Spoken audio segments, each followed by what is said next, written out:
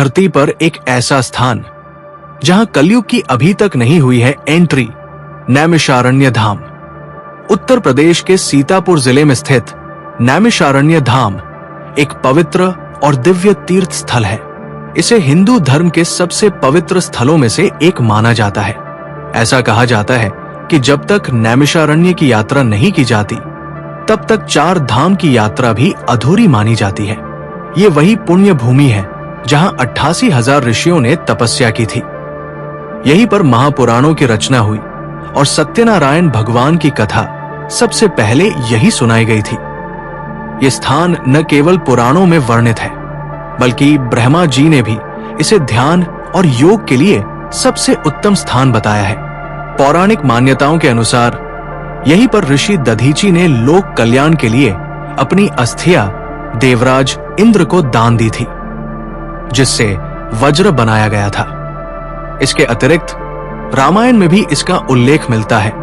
कहा जाता है कि भगवान श्री राम ने यहीं पर अश्वमेध यज्ञ का आयोजन किया था। इसलिए नैमिषारण्य केवल एक तीर्थ स्थल नहीं, बल्कि सनातन संस्कृति का जीवंत केंद्र है। एक ऐसा स्थान जहां आज भी अध्यात्म और तप की ऊर्जा अनुभव की जा सकती है। नमस्कार प्रिय दर्शकों, एक बार फिर आपका स्वागत है हमारे YouTube चैनल विद्या ज्ञान सागर में। प्रिय दर्शकों, आज हम एक नई कहानी, एक नया वीडियो लेकर आपके समक्ष उपस्थित हुए हैं। आज की जो कथा है वो अत्यंत ज्ञानवर्धक और प्रेरणादायक है। कथा आरंभ करने से पहले आपसे एक विनम्र निवेदन है। शास्त्रों में कहा गया है कि अधूरी छोड़ी गई कथा दुख और पाप का कारण बनती है, इसलिए इसे अंत तक अवश्य सुने। और अगर आप अपनी माँ से सच्चा प्रेम करते हैं तो इस वीडियो को लाइक करें, हमारे चैनल को सब्सक्राइब करें और कमेंट में माँ लिखकर अपना समर्थन दें। तो आइए बिना किसी विलंब के आरंभ करते हैं आज की प्रेरणादायक कथा। सृष्टि के आरंभ में जब देवताओं और असुरों का अस्तित्व संघर्ष में था, तब भगवान ब्रह्मा ने एक दिव्य चक्र का निर्माण किया। ये चक्र कोई साधारण अस्त्र नहीं था, बल्कि ये धर्म की स्थापना के लिए एक प्रतीक था। पुत्र ब्रह्मा जी ने विष्णु से कहा, इस चक्र को छोड़ दो और ये जहां रुकेगा वहां एक ऐसा स्थान बनेगा जहां कभी अधर्म का प्रवेश नहीं होगा। वहां सत्य का वास होगा और कलयुग के प्रभाव से वो स्थान सदैव अछूता रहेगा। भगवान विष्णु ने अपने हाथ से उस चक्र को छोड़ा। चक्र आकाश में उड़ता हुआ एक निमिष पलक झपकते ही में धरती पर आ गिरा। जिस स्थान पर चक्र गिरा उसे नैमिषारण्य नाम दिया गया। वो अरण्य, वन, जहां चक्र एक निमिष में पहुंचा। चक्र के गिरते ही धरती में एक गहरा छेद बन गया, जिससे अमृत जैसा जल प्रकट हुआ। ये स्थान चक्रतीर्थ कहलाया। ब्रह्मा जी ने आशीर्वाद दिया कि जो भी इस तीर्थ में स्नान करेगा उसके सभी पाप धुल जाएंगे। विष्णु मुस्कुराए, प्रभु आपका आशीर्वाद सार्थक होगा। ये स्थान सृष्टि के अंत तक पवित्र रहेगा। शिवजी भी वहां प्रकट हुए और बोले, मैं इस स्थान पर सदैव अपना निवास रखूंगा। हर युग में यहां सत्य की स्थापना होगी। तीनों देवों ने मिलकर नैमिषारण्य को आशीर्वाद दिया और वहां से अंतर्ध्यान हो गए। उनके जाने के बाद वहां दिव्य प्रकाश फैल गया, जिससे पूरा वन जगमगा उठा। सैकड़ों वर्ष बीत गए। नैमिषारण्य अपनी पवित्रता और शांति के लिए प्रसिद्ध हो गया था। ये स्थान जैसे समय के प्रवाह से अलग था। यहाँ की हवा में सुगंध थी, पेड़ों में दिव्यता थी और हर पत्थर में कोई न कोई कहानी छिपी थी। इसी नैमिषारण्य में महर्षि दधीची अपनी कुटिया में रहते थे। उनकी तपस्या से पूरा वन आलोकित रहता था। उनके आश्रम में पशु पक्षी, सिंह, हिरण सब साथ साथ शांति से रहते थे। एक दिन देवराज इंद्र अपने रथ पर सवार होकर दधीची के आश्रम पहुंचे। उनका मुख मलिन था, आंखों में चिंता के भाव थे। महर्षि, मैं बड़ी विपत्ति में हूं, इंद्र ने कहा। वृत्रासुर ने स्वर्ग पर आक्रमण कर दिया है। उसे कोई भी अस्त्र पराजित नहीं कर पा रहा है। ब्रह्मा जी ने बताया है कि केवल आपकी अस्थियों से बना वज्र ही उसे मार सकता है। मैं जानता हूं कि मेरी ये मांग अनुचित है, लेकिन दधीची ने शांति से मुस्कुराते हुए इंद्र की बात काट दी। देवराज, ये शरीर तो नश्वर है, अगर इससे लोक कल्याण हो सकता है तो मुझे इसे त्यागने में क्या संकोच। इंद्र आश्चर्यचकित रह गए। वे जानते थे कि दधीची महान है, लेकिन इतना बड़ा त्याग। दधीची ने अपनी आंखें बंद की और गहरी समाधि में चले गए। उनके प्राण शरीर छोड़कर ब्रह्मांड में विलीन हो गए। इंद्र ने उनकी अस्थियां एकत्र की और विश्वकर्मा से वज्र बनवाया। उस वज्र से वृत्रासुर का वध संभव हुआ। देवताओं ने फिर से स्वर्ग पर अधिकार किया, लेकिन दधीची के त्याग को कभी नहीं भुलाया जा सका। नैमिषारण्य में, उस स्थान पर जहां दधीची ने अपने प्राण त्यागे थे, एक मंदिर बनाया गया। आज भी वो मंदिर दधीची के बलिदान की याद दिलाता है। इंद्र ने नैमिषारण्य आकर प्रण लिया। इस पवित्र भूमि की रक्षा देवलोक सदैव करेगा। ये स्थान हमेशा सत्य और धर्म का प्रतीक बना रहेगा। अगर इंद्र के द्वारा दधीची ऋषि का त्याग नैमिषारण्य की पहली बड़ी घटना थी, तो दूसरी महत्वपूर्ण घटना थी देवी सती के हृदय का यहां गिरना। जब दक्ष प्रजापति ने अपने यज्ञ में शिव का अपमान किया, तब सती ने अपने पिता के घर में ही प्राण त्याग दिए। क्रोधित शिव ने सती के शव को अपने कंधे पर लेकर तांडव नृत्य करना शुरू कर दिया। उनके इस रौद्र रूप से सारा ब्रह्मांड कांप उठा। तब विष्णु ने अपने सुदर्शन चक्र से सती के शरीर के 51 टुकड़े कर दिए, जो पृथ्वी के विभिन्न हिस्सों पर गिरे। इन्हीं स्थानों को शक्तिपीठ के नाम से जाना जाता है। सती का हृदय नैमिषारण्य में गिरा। हृदय जो प्रेम का, कोमलता का प्रतीक है। इसी कारण यह देवी ललिता के नाम से जानी जाती है। ललित अर्थात कोमल। हृदय के गिरते ही पूरा नैमिषारण्य दैवीय प्रकाश से जगमगा उठा। फूलों की वर्षा होने लगी। गंधर्वों ने स्वर्ग से अप्सराओं के साथ नृत्य किया। वहां उपस्थित ऋषि मुनि समझ गए कि यह कोई साधारण घटना नहीं है। उन्होंने तुरंत उस स्थान पर एक मंदिर का निर्माण प्रारंभ कर दिया, जो आज भी ललिता देवी मंदिर के नाम से जाना जाता है। इस मंदिर में देवी लिंग धारिणी के रूप में विराजमान है। कहा जाता है कि जो भक्त सच्चे मन से यहाँ देवी के दर्शन करता है, उसकी सभी मनोकामनाएं पूरी होती है। ऐसी मान्यता है कि जब देवी सती ने दक्ष प्रजापति के यज्ञ में अपना शरीर त्यागा, तब उनका हृदय नैमिषारण्य में गिरा था। इसीलिए नैमिषारण्य को हृदय स्थल भी कहा जाता है, वो स्थान जहां आध्यात्मिकता का हृदय धड़कता है। महाभारत युद्ध के बाद ऋषि मुनि कलयुग के आगमन को लेकर चिंतित थे।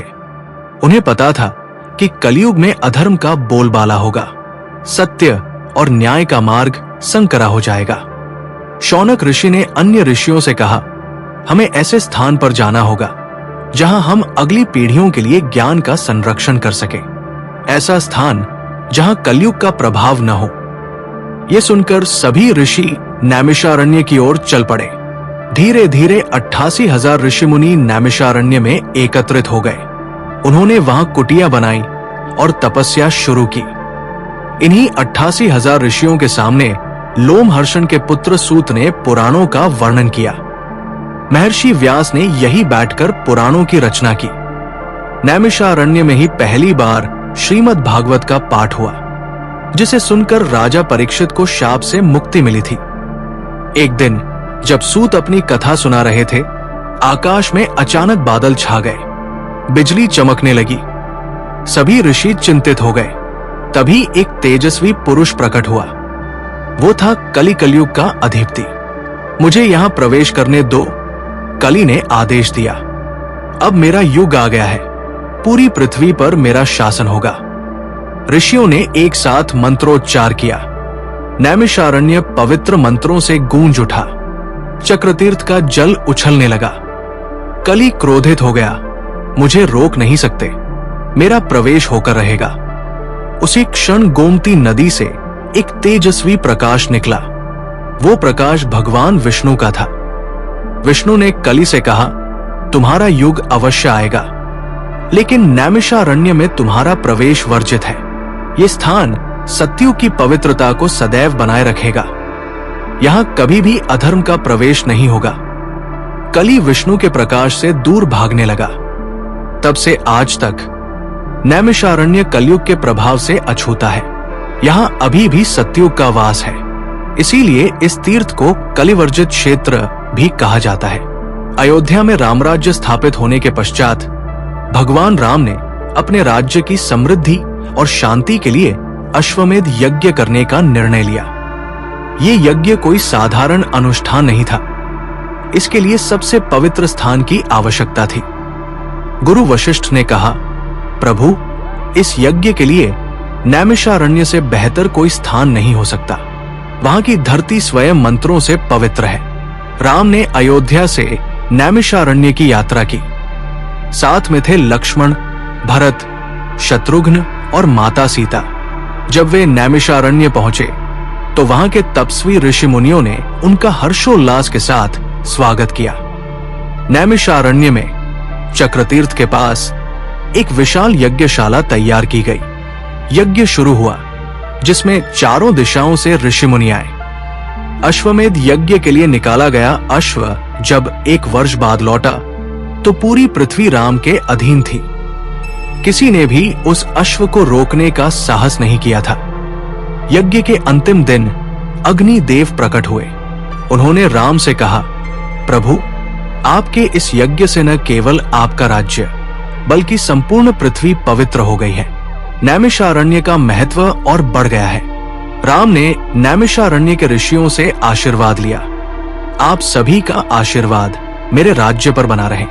मैं वचन देता हूं कि जब तक चंद्र सूर्य रहेंगे तब तक अयोध्या और नैमिषारण्य का संबंध अटूट रहेगा। उसके बाद राम अयोध्या लौट गए, लेकिन नैमिषारण्य में उनके यज्ञ का स्थान आज भी पवित्र माना जाता है। कहते हैं, जो इस स्थान पर पितरों का श्राद्ध करता है उनकी आत्मा को मोक्ष मिलता है। नैमिषारण्य के मध्य में स्थित है चक्रतीर्थ, एक गोल सरोवर जिसकी उत्पत्ति भगवान ब्रह्मा के चक्र से हुई थी। इस सरोवर का पानी अमृत समान माना जाता है। चक्रतीर्थ की एक विशेषता है जो इसे अन्य तीर्थों से अलग करती है। इसमें स्नान करने वाले का शरीर और मन दोनों शुद्ध हो जाते हैं। इसके जल में एक चमत्कारिक गुण है जो रोगों को दूर करता है और आयु बढ़ाता है। लेकिन चक्रतीर्थ का सबसे बड़ा रहस्य है इसकी परिक्रमा। नैमिषारण्य की 84 कोस लगभग 270 किलोमीटर की परिक्रमा को पूरा करने वाले को जन्म मरण के चक्र से मुक्ति मिलती है। गौरव, जो एक युवा इंजीनियर था, नैमिषारण्य आया था। वो आधुनिक विचारों का था और धार्मिक स्थलों में कम विश्वास रखता था। उसे यहां आने के लिए उसकी मां ने मजबूर किया था। चक्रतीर्थ के पास खड़े होकर वो सोच रहा था, ये सब अंधविश्वास है। एक सरोवर कैसे किसी के पापों को धो सकता है? तभी एक वृद्ध तपस्वी ने उसके कंधे पर हाथ रखा। गौरव चौंक गया। बेटे, संदेह करना बुरा नहीं है, तपस्वी ने कहा, लेकिन अनुभव के बिना निर्णय लेना बुद्धिमानी नहीं है। गौरव थोड़ा शर्मिंदा हुआ। तपस्वी ने उसे चक्रतीर्थ की परिक्रमा करने के लिए कहा। अनिच्छा से गौरव ने चक्रतीर्थ के चारों ओर चलना शुरू किया। पहले कुछ कदम ही उसने चले थे कि उसे एक अजीब सा अनुभव हुआ। उसे लगा जैसे वो सिर्फ एक सरोवर की परिक्रमा नहीं, बल्कि अपने अंतर्मन की यात्रा कर रहा है। जैसे जैसे वो आगे बढ़ता गया, उसे अपने जीवन की विभिन्न घटनाएं याद आने लगीं। बचपन, माता पिता का प्यार, गलतियां, सफलताएं, असफलताएं। जब वो परिक्रमा पूरी करके लौटा तो उसकी आंखों में आंसू थे। क्या हुआ? तपस्वी ने पूछा। पता नहीं, गौरव ने कहा। मुझे लगा जैसे मैंने अपने पूरे जीवन को एक अलग नजरिए से देखा। मुझे महसूस हुआ कि मैं कितना गलत था, कितना अहंकारी था। तपस्वी मुस्कुराए। यही तो चक्रतीर्थ का रहस्य है। ये आपको बाहर से नहीं, अंदर से शुद्ध करता है। गौरव को उस दिन समझ आ गया कि नैमिषारण्य की परिक्रमा सिर्फ धरती पर पैर रखकर चलने भर से पूरी नहीं होती। ये एक आंतरिक यात्रा है जो हमें हमारे सच्चे स्वरूप से मिलाती है। आज भी फाल्गुन महीने में नैमिषारण्य की परिक्रमा का विशेष महत्व है। लाखों श्रद्धालु इस परिक्रमा में शामिल होते हैं जो कई दिनों तक चलती है। नैमिषारण्य में एक विशेष स्थान है जिसे सूत गद्दी कहा जाता है। यहीं पर सूत जी ने 88,000 ऋषियों को पुराणों का ज्ञान दिया था। इस गद्दी पर बैठकर ज्ञान देने की परंपरा आज भी जारी है। यहाँ से दिया गया ज्ञान विशेष माना जाता है क्योंकि ये परंपरा सीधे वेदों और पुराणों से जुड़ी है। सूत गद्दी पर बैठने का अधिकार केवल उन्हें ही मिलता है जो विशेष साधना और अध्ययन से गुजरे हों। माना जाता है कि यहाँ बैठकर दिया गया ज्ञान सीधे श्रोता के हृदय में प्रवेश करता है। आचार्य कृष्णानंद एक ऐसे ही विद्वान थे जिन्हें सूत गद्दी पर बैठने का सौभाग्य मिला था। उनके पास पूरे भारत से लोग आते थे ज्ञान की प्यास बुझाने के लिए। एक बार एक नास्तिक व्यक्ति आचार्य के पास आया। उसने कहा, मुझे आप सिद्ध करके दिखाइए कि ईश्वर है। आचार्य मुस्कुराए और बोले, बेटे क्या तुम्हें प्यास लगी है? नास्तिक ने कहा, हाँ। आचार्य ने कहा, जाओ वहां पानी है, पी लो। वो व्यक्ति पानी पीकर लौटा। आचार्य ने पूछा, क्या तुम्हारी प्यास बुझ गई? हाँ, नास्तिक ने जवाब दिया। तो सिद्ध करके दिखाओ कि पानी ने तुम्हारी प्यास बुझाई, आचार्य ने कहा। नास्तिक हैरान रह गया। वो समझ गया कि कुछ अनुभव सिद्ध नहीं किए जा सकते, उन्हें महसूस किया जाता है। आचार्य ने कहा, ईश्वर की अनुभूति प्यास बुझने जैसी ही है। जो अनुभव करता है वही जानता है। उस दिन वो नास्तिक आचार्य का शिष्य बन गया। यही है सूत गद्दी की शक्ति। यहाँ के ज्ञान से न केवल बुद्धि बल्कि हृदय भी परिवर्तित होता है। आज भी नैमिषारण्य में सूत गद्दी पर पुराणों और शास्त्रों का पाठ होता है। यहाँ सुनने वालों को विशेष फल की प्राप्ति होती है। इसलिए ही कहा जाता है कि नैमिषारण्य में एक दिन का अध्ययन अन्य स्थानों पर 100 वर्षों के अध्ययन के समान है। सूत गद्दी की परंपरा अनादि काल से चली आ रही है और आज भी विद्वान यहाँ आकर ज्ञान प्राप्त करते हैं। ये स्थान मानो ज्ञान का अक्षय पात्र है जिससे हजारों वर्षों से ज्ञान की धारा प्रवाहित हो रही है और कभी समाप्त नहीं होती। नैमिषारण्य में बहने वाली गोमती नदी केवल एक नदी नहीं बल्कि एक पवित्र जलधारा है। पुराणों में इसे विष्णु के चरणों से निकली हुई धारा बताया गया है, इसलिए इसे विष्णुपदील भी कहा जाता है। गोमती के तट पर अनेक तीर्थ स्थित हैं। यहाँ स्नान करने से मनुष्य के अनेक जन्मों के पाप नष्ट हो जाते हैं। पितृपक्ष में यहाँ तर्पण और पिंडदान करने का विशेष महत्व है। कहते हैं कि गोमती नदी में पिंडदान करने से पितर मुक्त हो जाते हैं और उनकी आत्मा को शांति मिलती है। एक प्राचीन कथा के अनुसार भगवान राम ने अपने पिता दशरथ का श्राद्ध इसी गोमती के तट पर किया था। तब से ये स्थान पितृकार्य के लिए अत्यंत महत्वपूर्ण माना जाता है। लक्ष्मण नाम का एक व्यापारी था। वो अपने पिता के देहांत के बाद बहुत दुखी था। उसने अनेक तीर्थों में जाकर पिंडदान किया, लेकिन उसे संतोष नहीं मिला। एक दिन वो नैमिषारण्य आया। गोमती के तट पर जब उसने पिंडदान किया तो उसे एक दिव्य अनुभूति हुई। उसे अपने पिता का आशीर्वाद मिला और उसके मन से सारा दुख दूर हो गया। लक्ष्मण ने गोमती के तट पर एक धर्मशाला बनवाई ताकि तीर्थयात्री यहाँ आराम कर सके और पितृकार्य संपन्न कर सके। आज भी ये धर्मशाला लक्ष्मण धर्मशाला के नाम से जानी जाती है। गोमती नदी में एक विशेष घाट है जिसे भोलानाथ घाट कहते हैं। मान्यता है कि इस घाट पर भगवान शिव स्वयं आकर तर्पण करते हैं। हर साल महाशिवरात्रि पर यहाँ एक विशाल मेला लगता है जिसमें लाखों श्रद्धालु आते हैं। नैमिषारण्य में एक प्राचीन वटवृक्ष है जिसकी आयु 5000 वर्ष से अधिक मानी जाती है। इस वट के नीचे ही महर्षि वेदव्यास ने वेदों और पुराणों का उपदेश दिया था।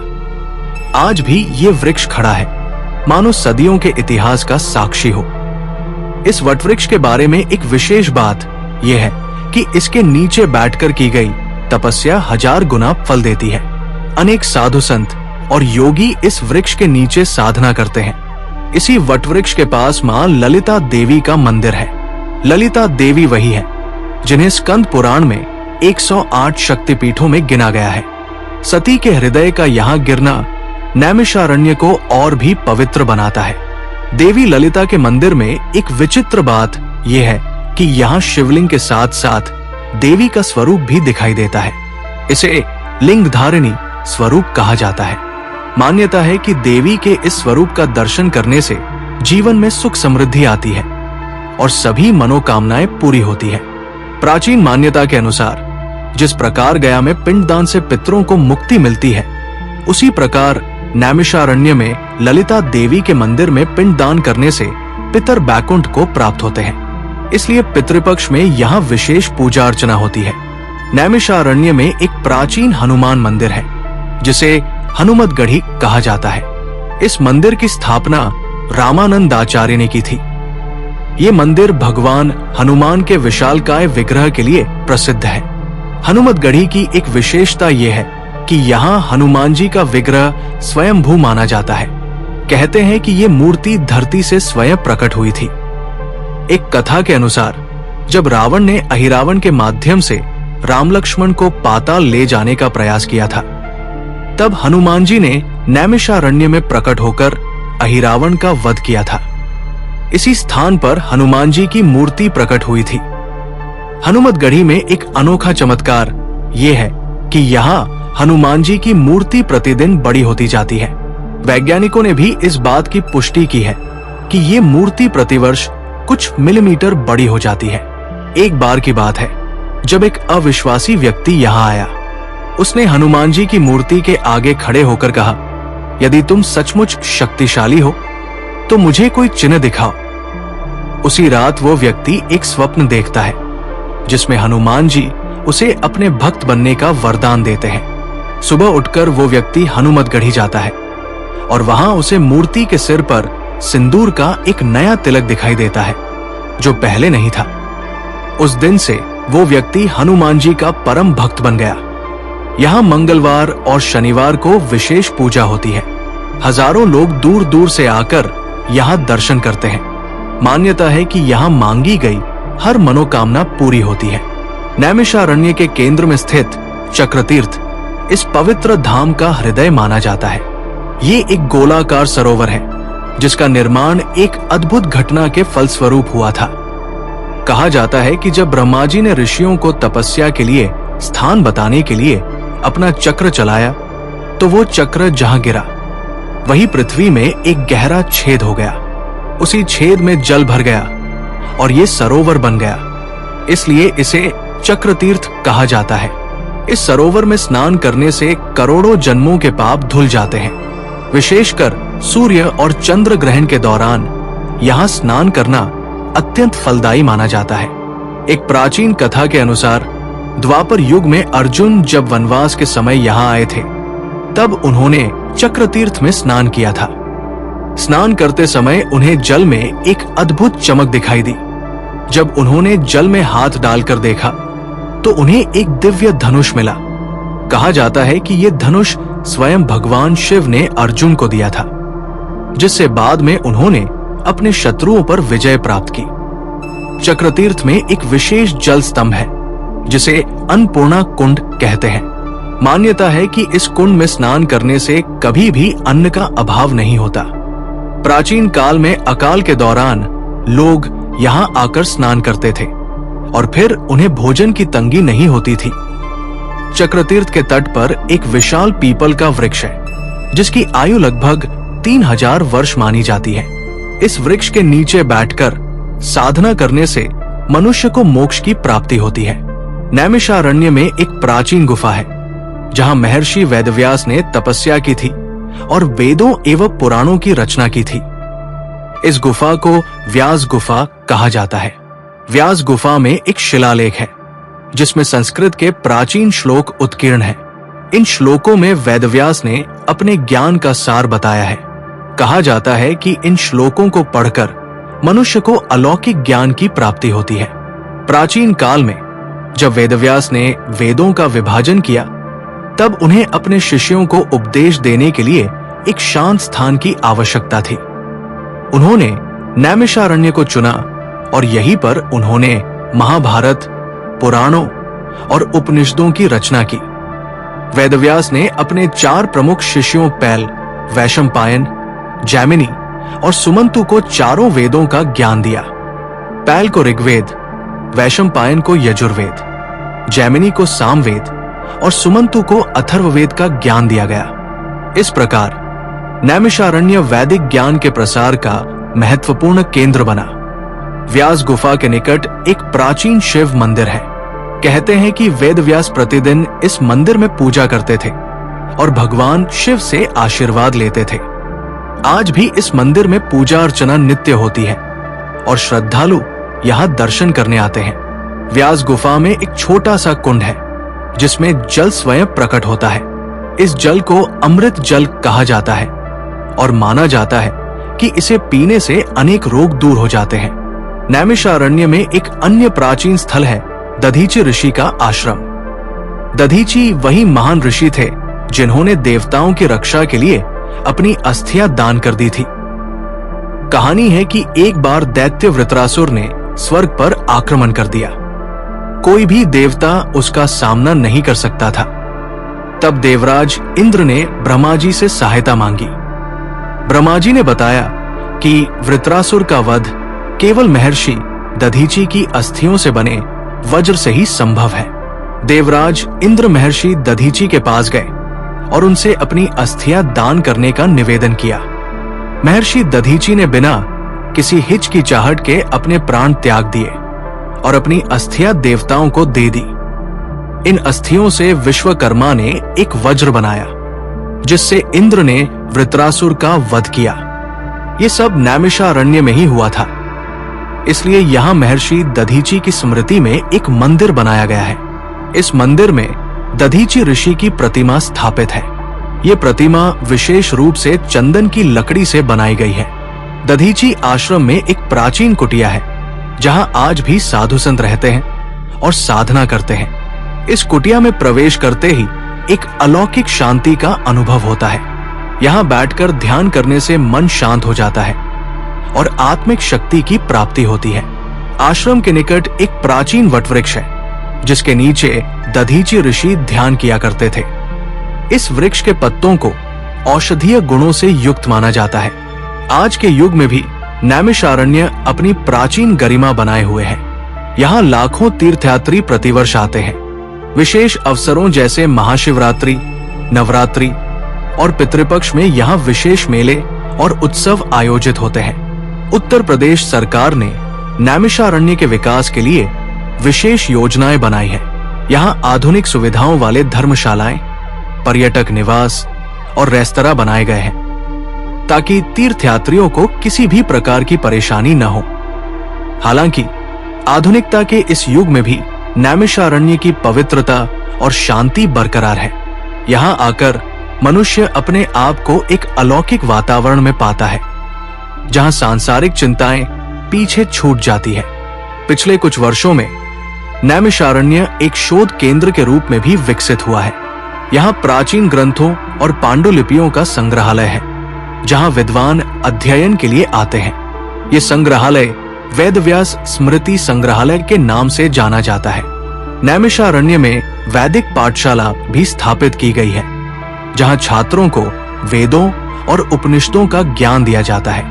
यहाँ छात्र पारंपरिक गुरुकुल शैली में शिक्षा प्राप्त करते हैं। यहाँ प्रतिवर्ष नैमिषारण्य महोत्सव का आयोजन होता है जिसमें देश विदेश के कलाकार सांस्कृतिक कार्यक्रम प्रस्तुत करते हैं। इस महोत्सव का उद्देश्य प्राचीन भारतीय संस्कृति और परंपराओं को जीवित रखना है। नैमिषारण्य को पौराणिक ग्रंथों में कलयुग से अछूता धाम कहा गया है। मान्यता है कि कलयुग का प्रभाव इस पवित्र स्थान पर नहीं पड़ता। यहाँ आज भी सत्ययुग का वातावरण मौजूद है। ऐसा कहा जाता है कि जब सारी पृथ्वी कलयुग के प्रभाव में आ जाएगी तब भी नैमिषारण्य शुद्ध और पवित्र रहेगा। ये स्थान आने वाले सत्ययुग का बीज बनेगा। नैमिषारण्य की पवित्रता का एक और प्रमाण यह है क्योंकि यहाँ के पेड़ पौधे, जंगल और नदियां अत्यंत शुद्ध और प्राकृतिक है। यहाँ की जड़ी बूटियां औषधीय गुणों से भरपूर है और अनेक असाध्य रोगों को ठीक करने में सहायक है। नैमिषारण्य की यात्रा करने वाले व्यक्ति का जीवन धन्य हो जाता है। इस पवित्र धाम में आकर मनुष्य अपने सभी पापों से मुक्त हो जाता है और उसका जीवन शांति और सुख से भर जाता है। आज भी नैमिषारण्य में शास्त्रों के अनुसार यज्ञ और अनुष्ठान होते हैं। पंडित और आचार्य वैदिक मंत्रों का उच्चारण करते हैं और यज्ञ की ज्वालाओं से पवित्र धुआं आकाश की ओर उठता है। नैमिषारण्य एक ऐसा तीर्थ है जिसकी यात्रा करने से मनुष्य न केवल इस लोक में बल्कि परलोक में भी सुख और शांति पाता है। इसलिए कहा जाता है, नैमिषे निमिषार्धेन सत्य युगे प्रतिष्ठितम कलो तो नैमिषारण्य स्नान मात्रेण मुक्तिदम। अर्थात नैमिषारण्य में आधी पलक झपकते ही सत्य युग की स्थापना हो जाती है। कलयुग में नैमिषारण्य में स्नान मात्र से ही मुक्ति मिल जाती है। नैमिषारण्य एक ऐसा तीर्थ है जहां जाने के बाद मनुष्य के हृदय में ईश्वर के प्रति असीम श्रद्धा और भक्ति जागृत हो जाती है। ये स्थान आध्यात्मिक चिंतन और मनन का केंद्र है, जहां आकर मनुष्य अपने अंतर्मन में झांकता है और अपने जीवन के वास्तविक उद्देश्य को पहचानता है। अतः नैमिषारण्य न केवल एक तीर्थ स्थल है बल्कि ये आत्मज्ञान और आध्यात्मिक उन्नति का मार्ग है। ये स्थान हमें प्राचीन भारतीय संस्कृति और परंपराओं से जोड़ता है और हमें अपनी महान विरासत पर गर्व करने की प्रेरणा देता है। प्रिय दर्शकों, इस प्रेरणादायक कथा के बारे में अपने विचार हमें कमेंट्स के माध्यम से जरूर बताएं। अगर ये आपको अच्छी लगी हो तो कृपया इसे लाइक करें और इसे अधिक से अधिक लोगों तक पहुंचाएं। साथ ही कमेंट बॉक्स में जय श्री कृष्णा लिखकर अपने श्रद्धा भाव प्रकट करें। इस वीडियो को पूरा देखने के लिए धन्यवाद। जय श्री राम।